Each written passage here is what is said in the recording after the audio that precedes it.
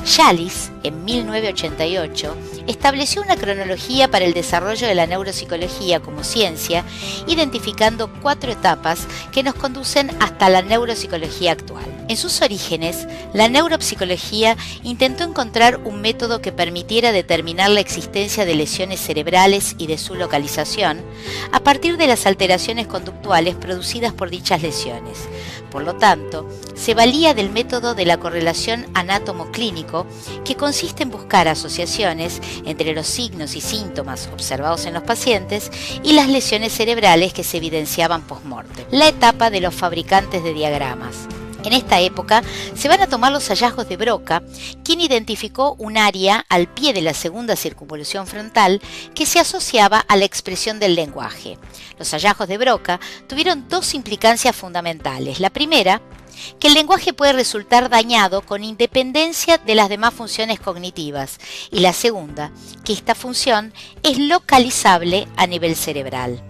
Wernicke descubrió en el lóbulo temporal un área asociada a la comprensión del lenguaje, descubrimiento que tuvo las mismas implicancias que el de Broca. Y Wernicke justamente va a ser el primero en plantear un diagrama funcional del lenguaje. Va a decir que el área de Broca contiene a las imágenes motoras del lenguaje y el área de Wernicke a las imágenes auditivas del lenguaje. Ambos centros cerebrales estaban unidos por las fibras del fascículo arcuato que permitían unir a la comprensión y a la expresión. Entre 1905 y 1940 se sigue una etapa de crítica a los fabricantes de diagramas. Empezó a cuestionarse también la fuerza de las pruebas aportadas según el método conexionista y la validez de las predicciones realizadas en base a los diagramas. Se plantea a partir de aquí la necesidad de llevar a cabo observaciones de la conducta que sean empíricas y sistemáticas y que se basen en conceptos psicológicos válidos. Entonces, repasemos qué críticas se le hicieron a los fabricantes de diagramas. Primero, se cuestionó la objetividad de sus observaciones porque no se hacían mediante conceptos y mediante métodos autorizados por la psicología. Segundo, se cuestionó la fuerza de las pruebas aportadas por el método conexionista. Y en tercer lugar, se cuestionó la validez de las predicciones realizadas en base a estos diagramas. Entre 1945 y 1970 se iniciaron los estudios de grupo, inaugurando una nueva etapa en el desarrollo de la neuropsicología y comenzando a darle el perfil de una verdadera disciplina científica.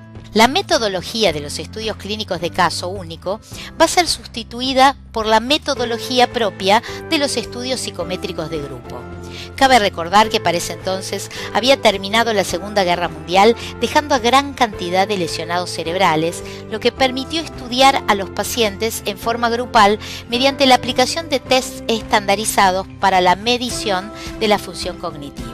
Los datos de los pacientes se contrastaban con los datos de individuos normales, de manera tal de establecer cuánto se desviaban del desempeño esperado en sujetos de su misma edad y nivel educativo.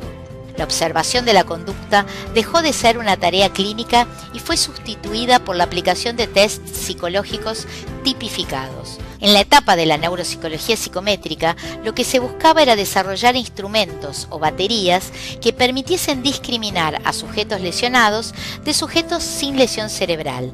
Por otra parte, se buscaba determinar la lateralidad de la lesión, es decir, si se encontraba en el hemisferio derecho o en el izquierdo y si la lesión era focal o si era difusa.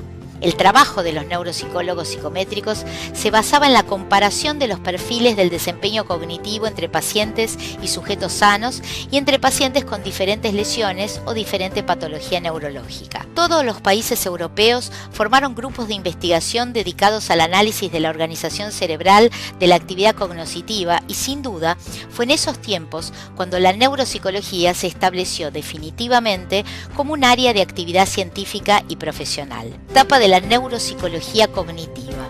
Puede decirse que desde 1975 esta disciplina comenzó a crecer rápidamente. Hacia 1960, Norman Geschwind en los Estados Unidos retomó el interés por las afasias y la idea de explicar el funcionamiento del sistema cognitivo en base a diagramas.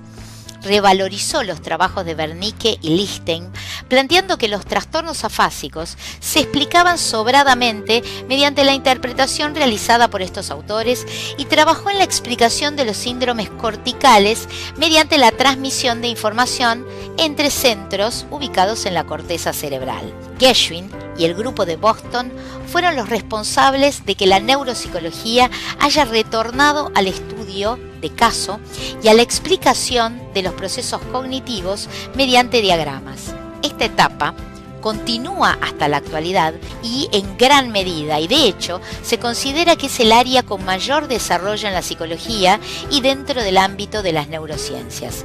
El gran crecimiento de la neuropsicología se asentó en varias cuestiones: en el surgimiento de las neuroimágenes, en el desarrollo de pruebas tipificadas de diagnóstico, que fue resultado directo de la etapa de los estudios de grupo, en el desarrollo de tratamiento para pacientes neuropsicológicos, la rehabilitación neuropsicológica, en la mayor cantidad de publicaciones y de investigaciones en este tema y en la ampliación del campo laboral, generando profesionales competentes en neuropsicología. El mundo científico decide retomar a las explicaciones mediante diagramas y unen este método conexionista a los hallazgos que surgen de la psicología cognitiva, que avanza apoyándose en las teorías del procesamiento de la información. Se inicia un trabajo conjunto experimental en el marco de las teorías del procesamiento de la información.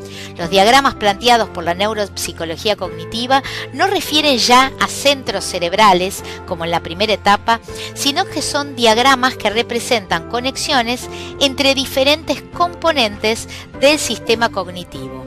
Así, los diagramas de flujo generados por estos autores son más sofisticados que los primeros diagramas y representan a la función mental y a los elementos que componen su arquitectura.